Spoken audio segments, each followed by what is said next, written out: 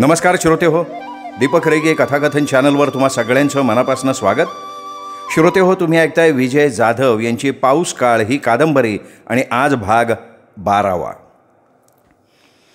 महापुराचा दुसरा दिवस अधिकच काळजी घेऊन उगवला. संपूर्ण महाराष्ट्रातील काही जिल्हे वगळता सगळीकडे पावसानं तांडव नृत्य सुरू केलेलं. सगळीकडे हाहाकार माजलेला. माणगावकरांना वाटलं जर पाऊस कमी झाला तर उद्या दुपारपर्यंत आपल्याला आपल्या घराकडे जायला मिळणार. रात्रभर पावसानं थैमान घातलेलं, तरीसुद्धा पाणी कमी झालंय का वाढलंय हे बघायला सकाळी लवकर उठलेली माणसं संडासला सुद्धा आपल्या गावच्या वाटेला पळाली. चला गावच्या वाटेला जाऊ, पाण्याचा अंदाज तरी येईन, चला की बघू.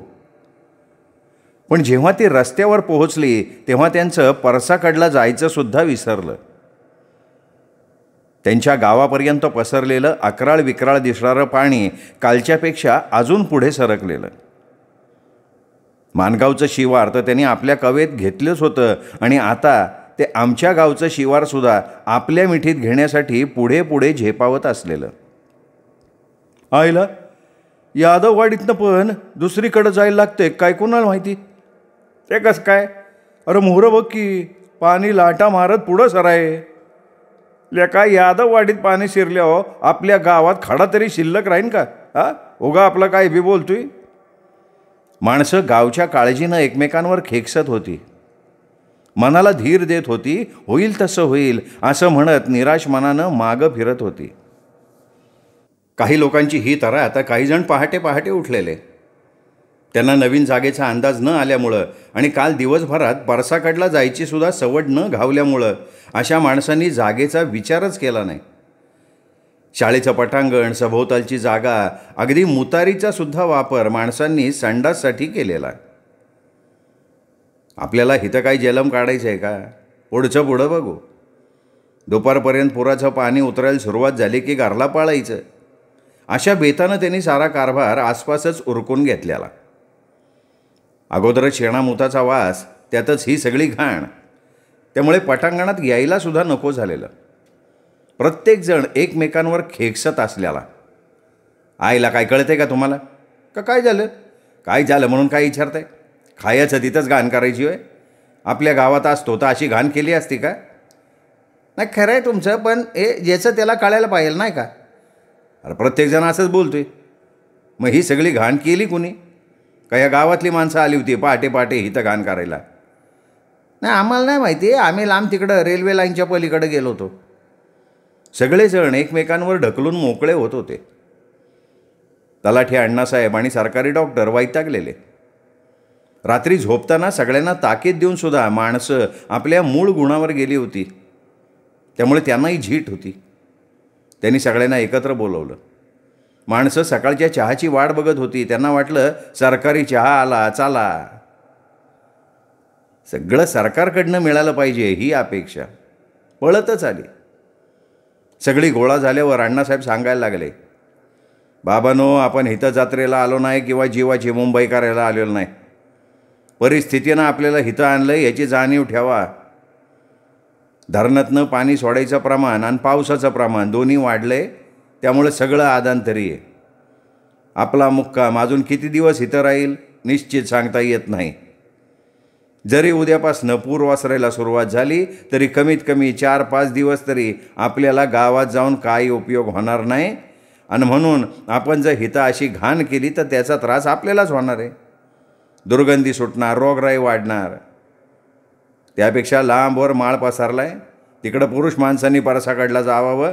रेल्वे लाईनच्या बाजूला आडोस आहे, तिकडं महिलांनी जावं.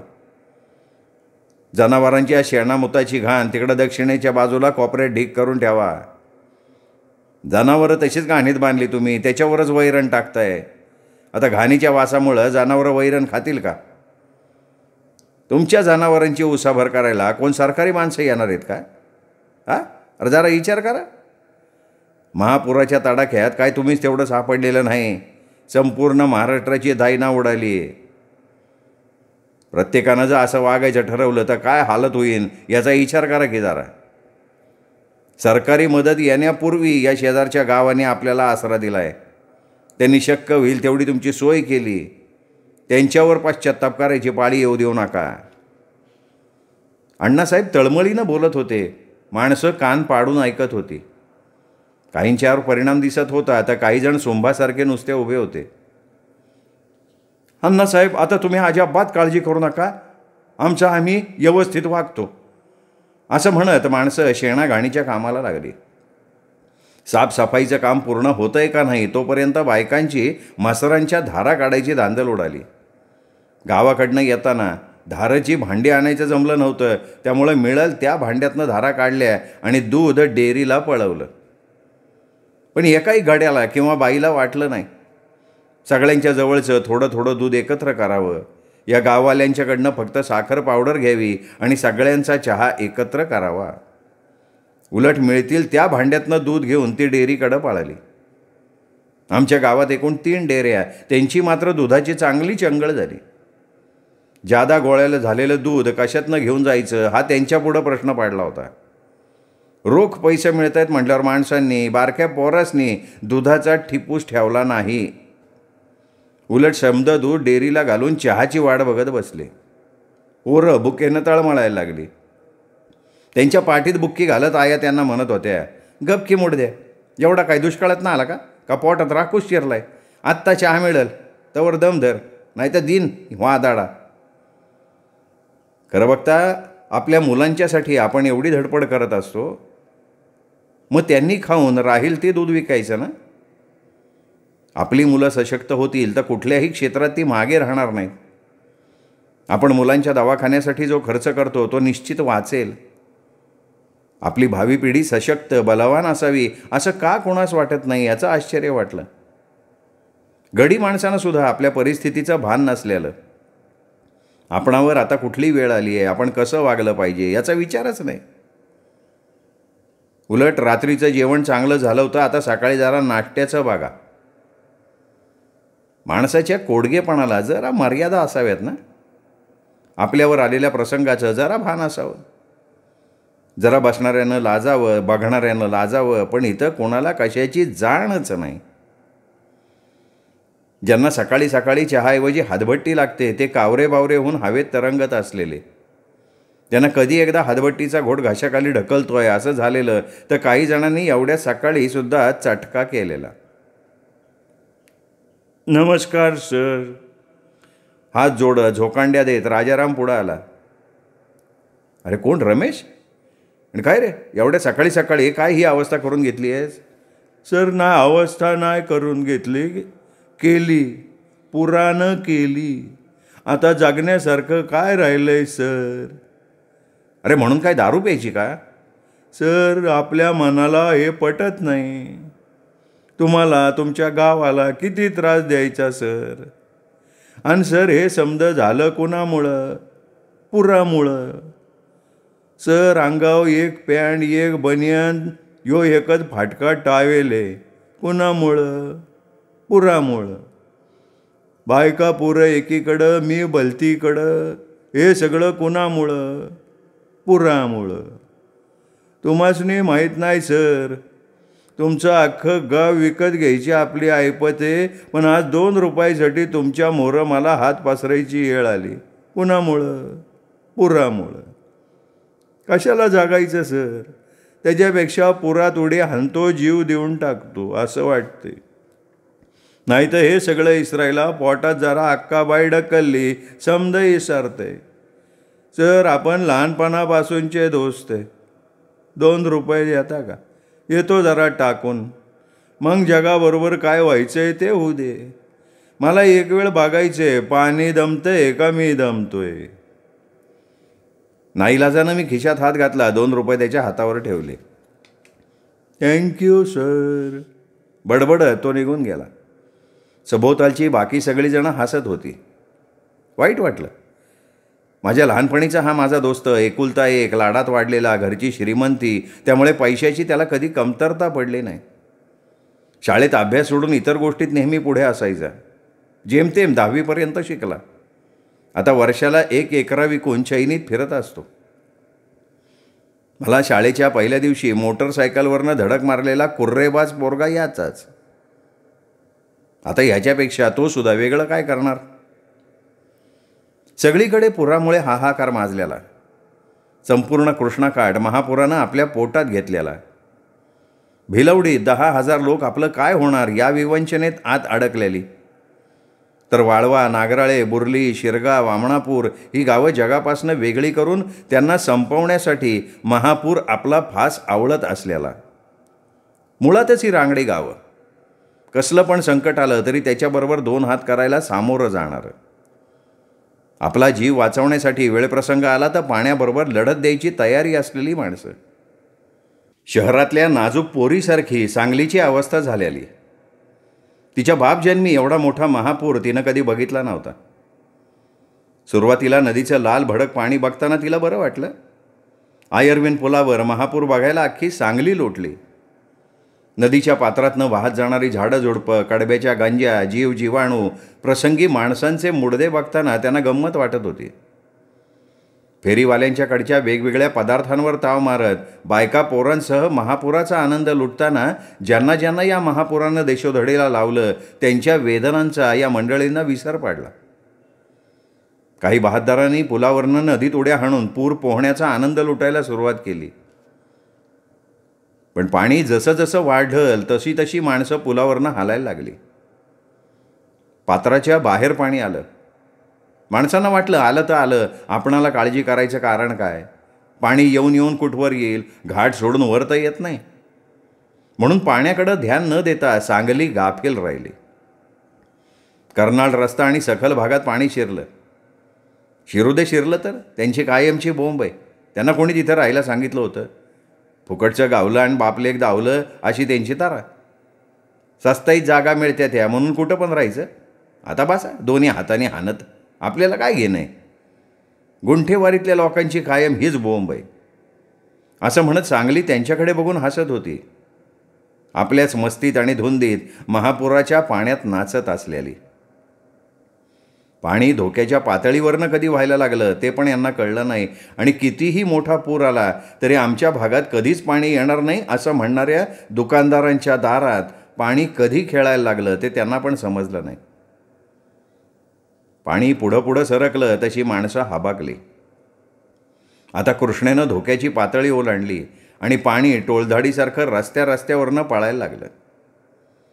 बळीराजाच्या जीवावर मोठे झालेले व्यापारी बळीराजाच्या नशिबात रोजचंच मरण कसं वाढून ठेवलेलं असतं याचा प्रत्यक्ष अनुभव घेत असलेले आणि जगाला रोजच धोका देताय, गोरगरिबांना लुबाडताय, त्यांच्या कष्टाची, त्यांच्या गरिबीची तुम्हाला कळव नाही. आलं गिराईक की खाटकानं कोंबडं कापावं तसं त्याच्या नरडीवरनं सुरी फिरवताय. आता जरा तुम्हाला पण झळ लागू दे असं म्हणत पाणी पुढे पुढे येतंय असंच वाटत होतं. पहिल्या मजल्याला पाणी धडका मारायला लागल्यावर वरच्यांचं धाबदाण आणलं. जर हे सगळं असंच ढासळलं तर नुसत्या कल्पनेनं माणसं हादरली आणि पळा आपला जीव तरी वाचवूया असं म्हणत दारं सताड उघडी ठेवून कमरे एवढ्या पाण्यातनं पळत सुटली. पण पळायचं कोणीकडे, सगळीकडेच पाणी. रिक्षा बंद, एस टी बंद, मोटरसायकलींना तर कधी जलसमाधी मिळालेली. सांगलीचं एस टी स्टँड छाती एवढ्या पाण्यात पोहत असलेलं. माणसांनी भरण्याऐवजी एस टी गाड्या पाण्यानं भरलेल्या. त्यांना जाग्यावर सोडून ड्रायव्हर, कंडक्टर आपला जीव वाचवण्यासाठी पसार झालेले. साध्या वाऱ्यानं जागेवर हलणाऱ्या हलक्या नाजूक मोटारी आहे तिथंच गारठून गेलेल्या. आपला जीव वाचला तर असले 56 गाड्या मिळतील, आपला जीव महत्त्वाचा आहे असं म्हणत गाड्या जाग्यावरच सोडून मालक पळून गेलेले. पळून गेलेली माणसं घर बुडू दे, गाडी बुडू दे, पण आपला जीव वाचू दे असं म्हणत पूरग्रस्तांच्यासाठी उघडलेल्या छावणीत एकमेकांना आधार देत होती. रस्त्यावरून फिरणाऱ्या आणि दारात उभ्या असलेल्या भिकाऱ्याला हसणारी माणसं स्वतःच भिकाऱ्यासारखी फिरत होती. कुणी कुणाला आधार द्यायचा. कोल्हापूर जिल्ह्यात पुरानं कहर केला होता. पंचगंगा, वारणा, कृष्णा या नद्या आपल्याच लेकरांच्या जीवावर उठल्या होत्या. जिल्ह्यातल्या 100-150 गावांचा संपर्क तुटला होता. आणखीन बऱ्याच गावांच्या नाकातोंडात पाणी जायची पाळी आली होती. ती आता गुदमरून मरणार यात शंका नव्हती. बरं, एवढ्या सगळ्यांना वाचवायचं कसं? बगल तिकडं पाणीच पाणी. मुंबईतील पावसाच्या दणक्यानं सरकार सरळ व्हायच्या आत संपूर्ण महाराष्ट्र तुडवत मेघराजा निघाला तशी सरकारची मती गुंग झाली. दुसरी कुठली आपत्ती असती तर ताबडतोब चौकशीचे आदेश देऊन सरकारनं परिस्थितीला बगल दिली असती. पण आता चौकशी कोणाची करायची? एका दिवसात मुंबईवर 910 मिलीमीटर उच्चांकी पाऊस पडणाऱ्या आभाळाची का रायगड जिल्ह्यातले जुई आणि दास ही गावं आपल्या पोटात घेणाऱ्या डोंगरांची? कित्येक तालुके आपल्या राकट पंजात आवळू पाहणाऱ्या पावसाची का फुटाफुटानं जिभल्या चाटत पुढं सरकणाऱ्या पुराची? सरकारला पुराच्या पाण्यात जराशी फट दिसली. एवढा मोठा पूर या भागात कसा आला? सांगली कोल्हापूर जिल्हे पुराच्या पाण्यात का गाटांगळ्या खायला लागले? सरकारला गुपित सापडलं ते म्हणजे कर्नाटकातलं आलमट्टी धरण. ते धरण आमच्या मुळावर उठलंय. आलमट्टीनं प्रमाणापेक्षा जास्त पाणी साठवल्यामुळं पाण्याचा फुगवटा आमच्यापर्यंत आला आणि त्यामुळे आम्हाला पाण्यात गाटांगळ्या खायची वेळ आली. सरकारनं जाहीर करायचा अवकाश प्रत्येकाच्या तोंडात आलमट्टी धरण. छावणीत मिळणाऱ्या प्रत्येक घासाबरोबर सारीजण आलमट्टीचा चावून चावून चोथा करत होती. नुसत्या कल्पनेनं त्याला सुरुंग लावत होती आणि त्याच्या धडाक्यानं धरणाचा झालेला डोंबाळा बघून हसत होती. हसता हसता लेका पाणी अजून पुढं आलं, पळा पळा असं म्हणत गारठलेल्या अवस्थेत जीव खाऊन पळत होती. मुख्यमंत्र्यांपासून साऱ्यांच्याच तोंडचं पाणी पळालं होतं. पुराचं पाणी संपूर्ण महाराष्ट्रात आकांड तांडव करत पुढे पुढे सरकत असलेलं. औदुंबर नरसोबाच्या वाडीचे दत्त महाराज पाण्यातनं निघून भक्तांच्या मदतीनं टेकाडावर जाऊन बसले होते. पंढरपूरच्या पांडुरंगाला बाहेर काढता काढता बडव्यांना नाकीनऊ आले होते. त्यांची पुरती दमछाक झाली होती. नद्यांच्या काठच्या बऱ्याच देवदेवतांनी जलसमाधी घेतली होती आणि माणूस मात्र वरच्या देवाला हात जोडत होता आणि म्हणत होता, पुरं झालं बाबा, आता दिलास तेवढ्या दणक्यानं आमची जिरली, आता ह्यापेक्षा परीक्षा बघू नको. सरकारनं लष्कराला पाठवलं पण पाण्यानं त्यांच्या पण शिस्तीला बगल दिली. महापुराचं पाणी लष्करालाच दम देत असलेलं, पण जिगरबाज जवान स्वतःसाठी नाही पण इतरांच्यासाठी जीवावर उदार होऊन पाण्याबरोबर झुंजत असलेले. पाणी कमी झालंय का, कधी ओसरणार कोणास ठाऊक. पाऊस तर सारखा कोसळायला लागलाय. माणसं एकमेकांना खोळ्यासारखी विचारायची. गावाकडं कोण जातंय का याकडंच ध्यान देऊन बसायची. आईला पावसाचं काय खरं नाही. अरे पावसाचं खरं नसायला माणसाचं तर खरं आहे का? ते कसं काय? अरे 2 दिवस झालं ही 2-3 गावं हिमतीनं आपल्याला जगवत्या ती, पण आपला एक बी पुढारी इकडं फिरकला नाही. कोण जगलंय कोण मेलं याची चौकशी तर करायची त्याने. अरे ते कसं आहे, ते मतापुरतं गोड बोलणार. आता पुन्हा येऊ देत की पायताना ना हाणतो एकेकाला. कशाला तोंडाची वाट घालवतो? ज्या वेळेला सांगत होतो तेव्हा नाही ऐकलं, त्यावेळे आपल्यातला गाववाला आठवला. आता बसा चुना घालून बोंबलत. का आम्ही काय केले? अरे ज्या माणसाच्या भावाला आपण जेडपी इलेक्शनला पाडला तोच आपल्यासाठी रात्रंदिवस राबतोय, आपल्याला मदत करतोय आणि आपण बिनलाजेसारखा हादडतोय. त्याने काय मनात ठेवले का? आपण निवडून दिलेला जेडपी मेंबर कुठे आहे? आला का इकडं?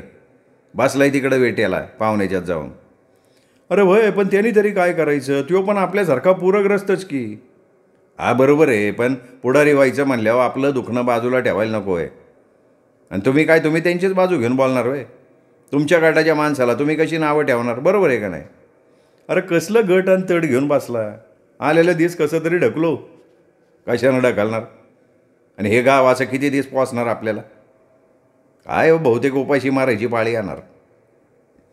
माणसं मैदानावरनं दातावर दात आपटत इकडनं तिकडे फिरताना एकमेकांबरोबर बोलत असलेली.